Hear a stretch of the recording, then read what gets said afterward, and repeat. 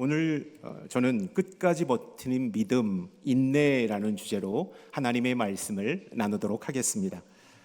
우리의 삶에서 진정으로 가치 있는 것들은 쉽게 얻어지지 않습니다. 시험에 합격하기 위하여 우리는 꾸준한 노력과 시간을 필요로 합니다. 좋은 관계를 유지하려고 상호 존중과 배려를 필요로 합니다. 한 분야의 전문가가 되기 위하여 긴 훈련의 시간이 필요합니다. 이렇게 우리의 인생에서 가장 중요한 것들은 모두 과정을 필요로 한다라는 것입니다. 우리는 그 과정 속에서 성장하고 때로는 아픔을 겪으며 고통을 겪습니다. 그러나 결국 더 한층 성숙해지는 그 단계로 나아가는 것을 보게 됩니다. 특히 우리가 하나님께서 약속하신 축복이나 응답을 기다릴 때 그 시간이 더디올 때가 있습니다. 하나님의 응답, 하나님의 사인이 더디올 때 우리의 마음은 자연스럽게 지치고 불안하게 됩니다. 그 순간 우리는 이러한 생각을 하죠. 왜 이렇게 시간이 오래 걸리는 걸까? 혹여 하나님께서 기도를 듣고 계시는 걸까? 나에게 과연 응답하실까라는 의심과 불안에 사로잡히기도 합니다. 하지만 바로 그 순간, 그 기다림의 시간이 늦어지면 늦어질수록 그 순간 우리가 하나님을 바라볼 때, 그리고 하나님께 기도할 때 우리의 믿음은 더 깊어지고 인내가 연단되어지는 시간이 된다라는 사실을 기억해야 합니다. 로마서 5장 3절과 4절은 이렇게 말씀합니다. 환난은 인내를, 인내는 연단을, 연단은 소망을 이루는 줄 알미니라 라고 사도 바울은 말씀하고 있습니다. 이처럼 어려움 속에서도 하나님을 신뢰하고 그분의 타이밍을 끝까지 기다릴 때 우리는 인내를 배우고 더 큰 소망을 품게 된다라는 사실입니다. 인내는 독한 사람이 행하는 것이 아니라 하나님을 향한 믿음을 잃지 않고 그분의 선하심을 의지하며 끝까지 버티는 사람이 인내하는 자라는 사실을 우리는 알아야 합니다. 왜냐하면 인내는 단순히 어려운 상황을 참아내는 것이 아니라 하나님을 신뢰하며 그 뜻을 기다리는 과정이기 때문입니다. 성경은 인내를 중요한 덕목으로 가르치고 있습니다. 인내는 단순히 시간을 보내는 것이 아니라 하나님께 더 깊이 뿌리를 내리는 과정이라고 말씀하고 있습니다. 참는 시간이 인내의 시간이 아니라 내면의 성장과 영적인 의미를 찾아가는 시간이 바로 인내라고 성경은 가르쳐주고 있습니다. 야고보서 5장 7절의 말씀, 형제들아 주의 강림하기까지 길이 참으라 라고 말씀하고 있습니다. 인내가 하나님의 계획 안에서 중요한 역할을 한다라는 사실을 강조하는 말씀이라는 것이죠. 하나님의 계획하에 인내가 아주 중요한 역할을 한다라는 것입니다. 그렇다면 이렇게 어려운 인내의 시간을 우리는 어떻게 버틸 수 있을까요? 오늘 말씀을 통하여 바울은 고난과 환난 속에서 어떻게 믿음을 지키고 인내할 수 있었는지를 말씀하고 있습니다. 바울은 마게도니아에서 고린도 교회 성도들에게 편지를 쓰고 있습니다. 이 편지는 고린도 후서로 우리에게 전해지고 있습니다. 사도 바울은 이 고린도 후서의 편지를 통하여 지금까지 자신이 복음을 증거하면서 당한 핍박, 고난, 체포, 매질, 수많은 모독을 이야기하고 있습니다. 영적인 고통, 내적인 갈등까지 마음속 깊은 곳에 있는 아픔과 상처와 큰 고난을 이야기하고 있습니다. 그런데 그 고난들은 사도 바울의 사도직을 더욱더 굳건하게 하였다라고 말씀하고 있습니다. 사도직, 복음 전하는 하나님의 사명을 더욱더 굳건하게 하였다라고 간증하고 있는 것이죠. 바울은 고난과 핍박을 통해 하나님과 더 깊은 교제를 이루었고 영적으로 성숙하게 되었다라고 고린도 후서는 우리에게 말씀하고 있습니다. 어떻게 하면 우리도 사도 바울처럼 고난을 통해 영적으로 더 깊은 사람이 될 수 있을까요? 바울은 자신에게 닥친 고난을 단지 인간적인 고통이나 불행으로 여기지 않았다라는 것입니다.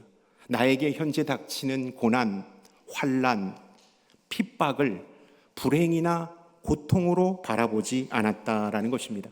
그는 고난을 하나님의 계획과 목적 속에서 이해하고자 했다라는 것입니다.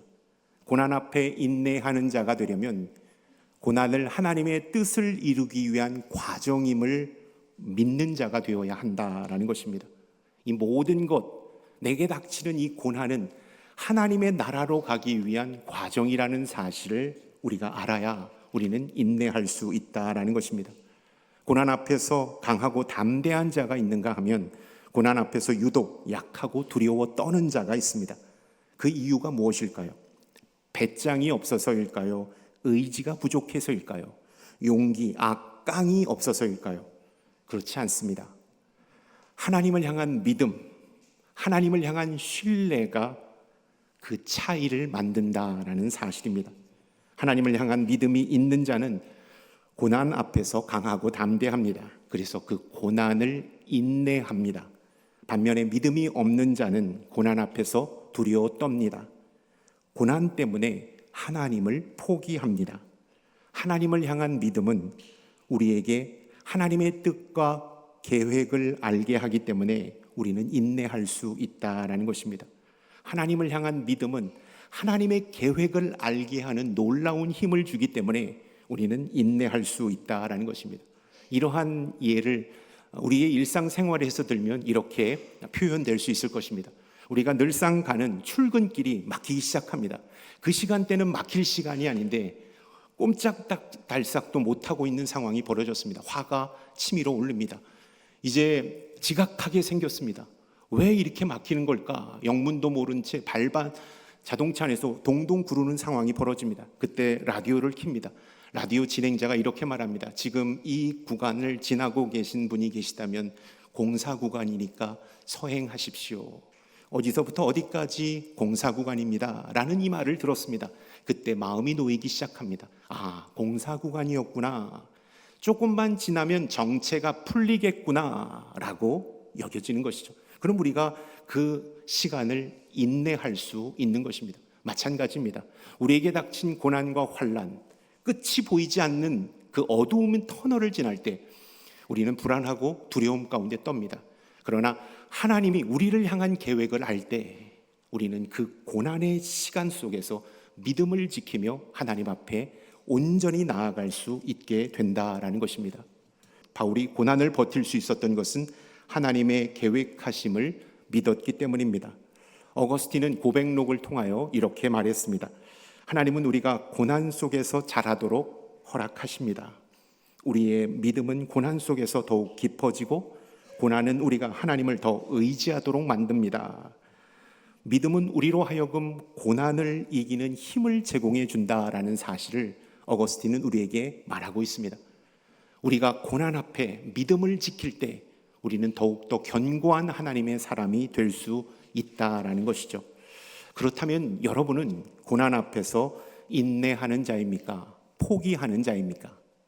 수년 전 함께 사역했던 목사님들과 함께 강릉에 있는 한경직 목사님 기념관인 추양하우스에서 머물면서 설악산 등반을 한 적이 있습니다.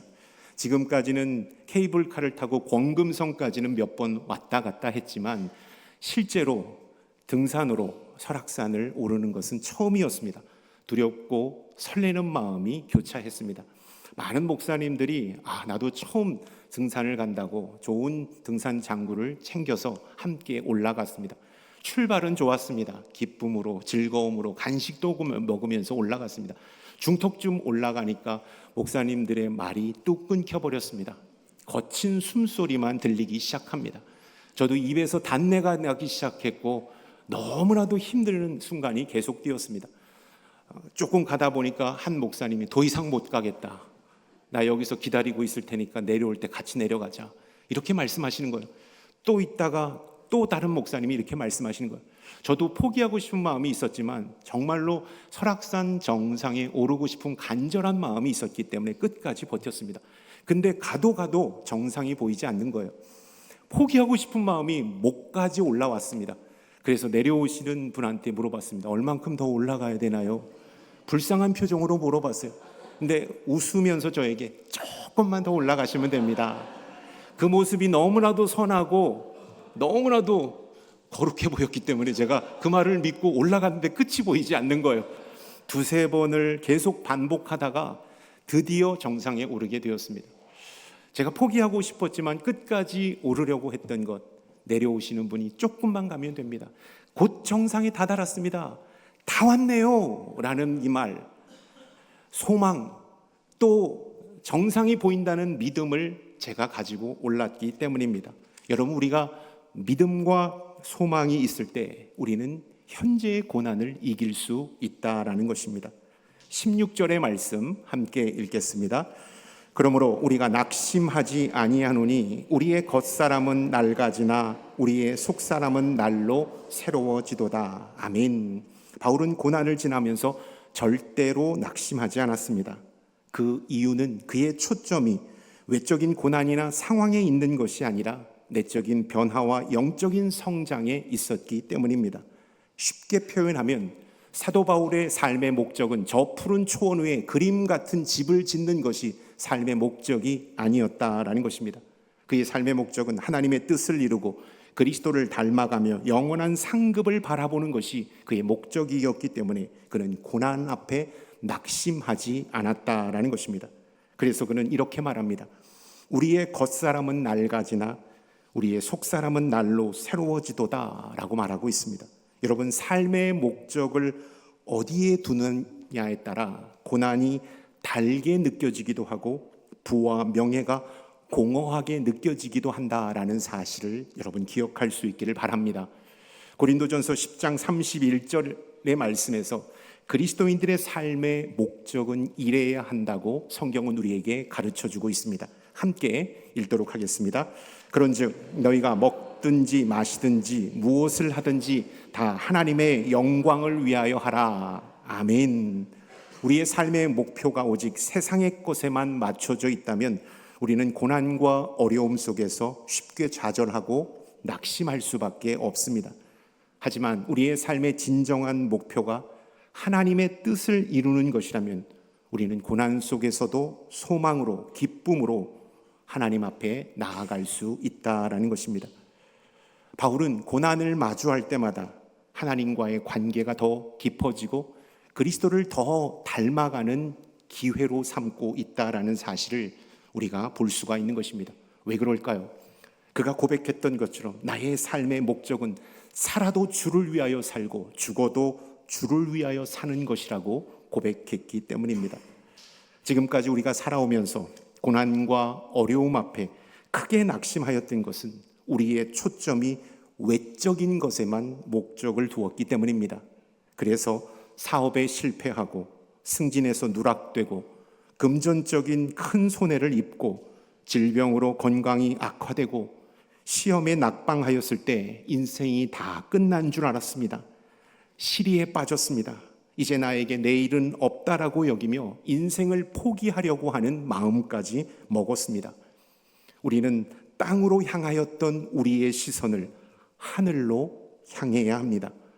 고난을 어떻게 바라보느냐에 따라 그 고난은 우리가 성장하는 기회가 될 수 있고 반대로 절망과 낙심의 원인이 될 수 있다라는 것입니다. 오늘 예배드리시는 성도님들 가운데 큰 좌절과 고난으로 인하여 주저앉고 싶은 마음이 드시는 성도님이 계시다면 여러분 포기하지 않기를 바랍니다. 다시 한번 이 시간이 영적으로 하나님을 더 깊이 만나는 시간, 영적으로 성장하는 시간이 될 수 있기를 주님의 이름으로 축원합니다. 아멘.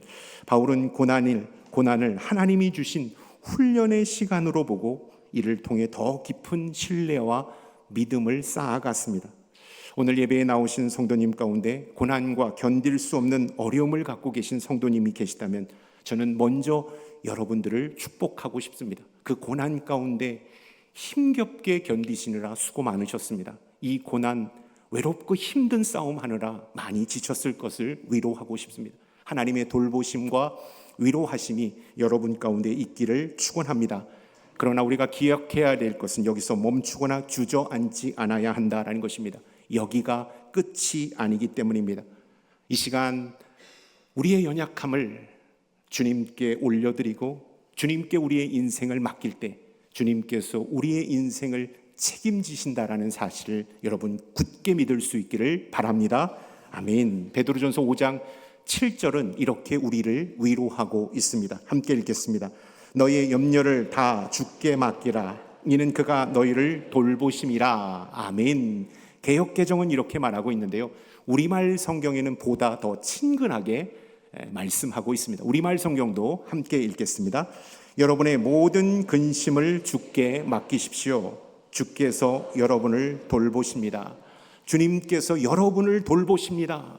주님께서 여러분의 연약함을 돌보심을 여러분 꼭 기억할 수 있기를 바랍니다. 아멘.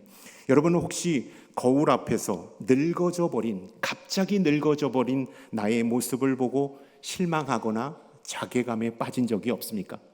축 늘어진 살, 짜글짜글해진 주름을 보면서 언제 이렇게 세월이 빨리 갔을까? 가는 세월, 지나버린 청춘을 한탄하며 서러워해 본 적이 있으십니까? 저는 있습니다. 아직도 젊지만 푸석푸석하고 노화된 저의 몸을 보면서 한탄해 본 적이 있습니다. 여러분, 좋은 시절이 다 갔다라고 여겨지십니까? 여러분도 화려했던 시간, 충만했던 시간을 그리워하며 인생의 덧없음을 느끼고 계십니까? 비록 몸과 피부는 노쇠하고 노화되었지만 우리는 그 시간 영적으로 성숙해 갔다라는 사실을 기억할 수 있기를 바랍니다. 하나님 보시기에 아름다운 사람으로 변해 갔다라는 것입니다. 그리고 몸이 노쇠하고 시간이 지날 그런 때 여러분들의 헌신과 기도로 말미암아 우리 교회가 여기까지 든든히 설 수 있었습니다. 우리의 자녀는 어떻습니까? 여러분들이 힘써 키우신 덕에, 기도로 키우신 덕에 우리의 자녀는 어엿한 성인이 되었고 훌륭한 자기 몫을 해내는 사람이 되어 사회의 일원으로 건강하게 살아가고 있다라는 사실입니다. 한 가수가 부른 가사처럼 우리는 늙어가는 것이 아니라 조금씩 익어가는 것이라는 사실을 우리는 기억해야 합니다. 외적인 것을 바라보고 낙심하는 자가 아니라 영적인 것을 바라보고 인내하며 기뻐하는 자가 우리 모두가 될 수 있기를 축원합니다. 아멘. 덴마크 철학자 키에르케고르는 이렇게 말했습니다. 영원을 바라보지 못하는 사람은 고난 앞에서 넘어지기 쉽다.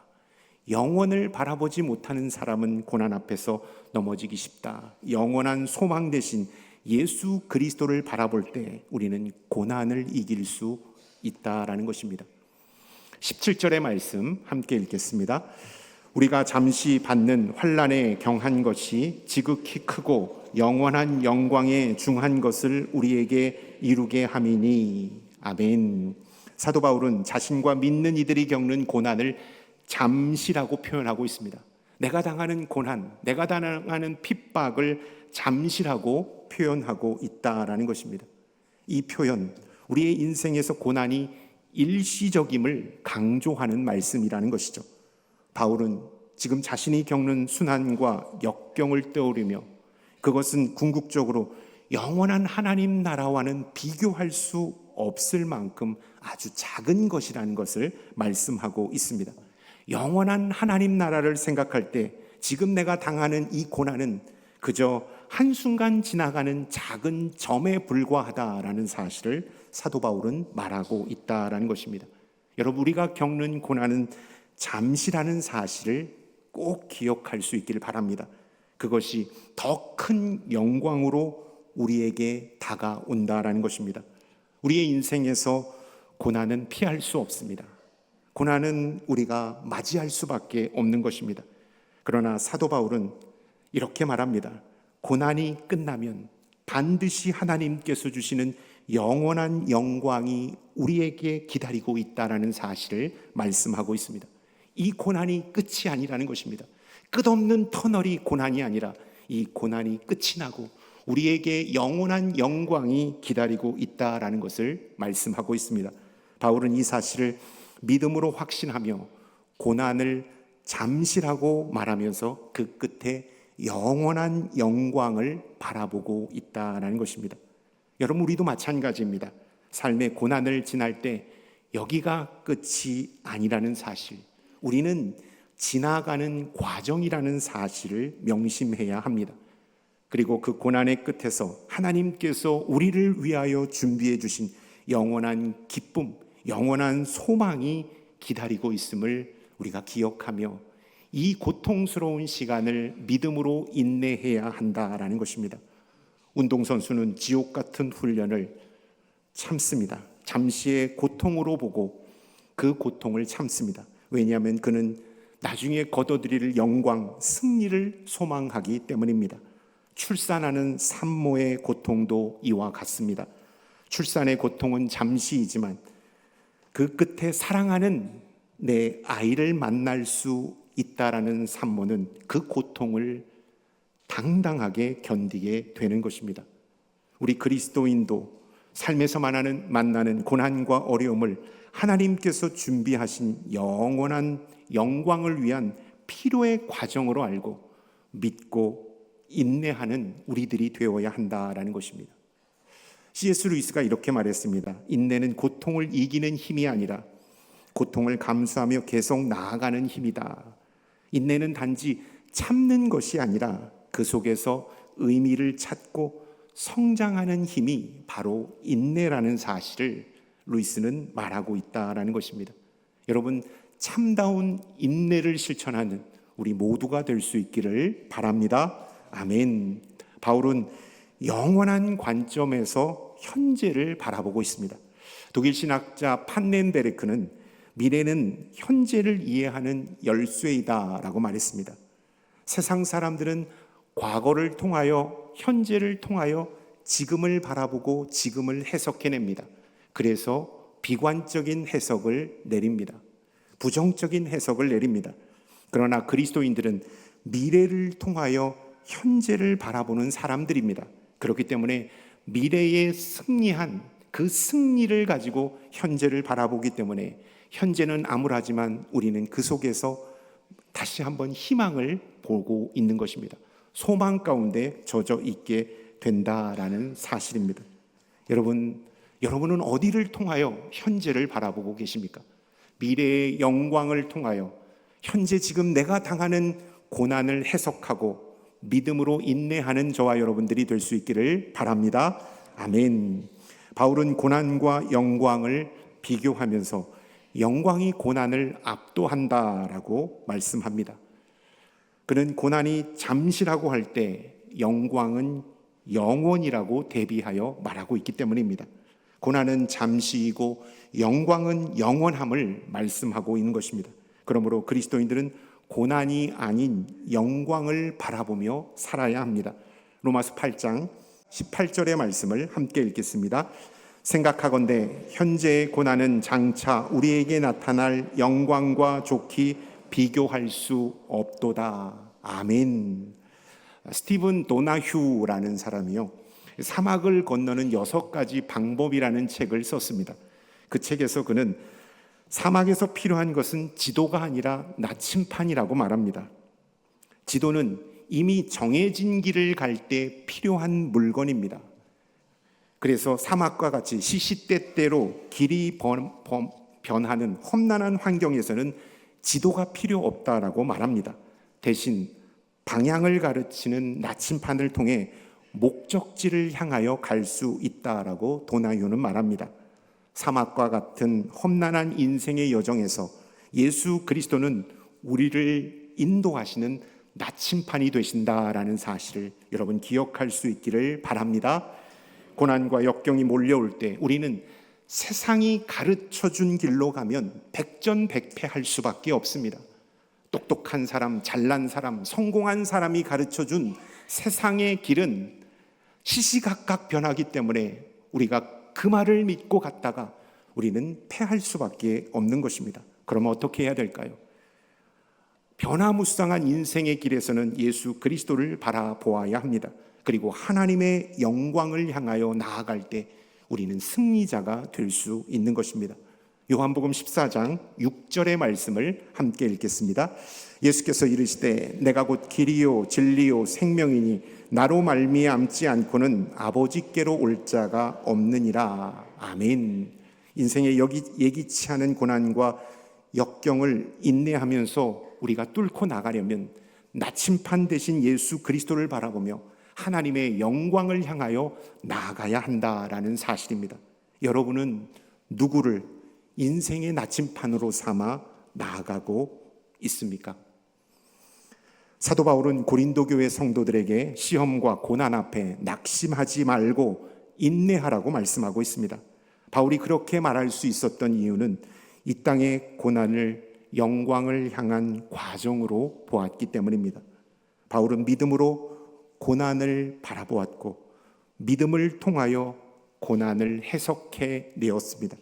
사랑하는 성도 여러분, 우리는 이제 시선을 이 땅의 고난이 아닌 예수 그리스도를 바라보며 하나님의 영광을 향해야 된다라는 것입니다. 고난 가운데, 고통 가운데 더 파묻혀 좌절하는 자가 아니라 예수 그리스도를 바라보며 다시 한번 소망으로 나아가야 한다라는 것입니다. 지금까지 내 삶에 닥친 고난 때문에 마음이 무겁고 때로는 절망에 빠지기도 했습니다. 미래에 대한 답이 보이지 않았기 때문에 삶을 포기할까 하는 연약한 마음도 먹었습니다. 하나님을 원망했습니다. 현실을 부정했습니다.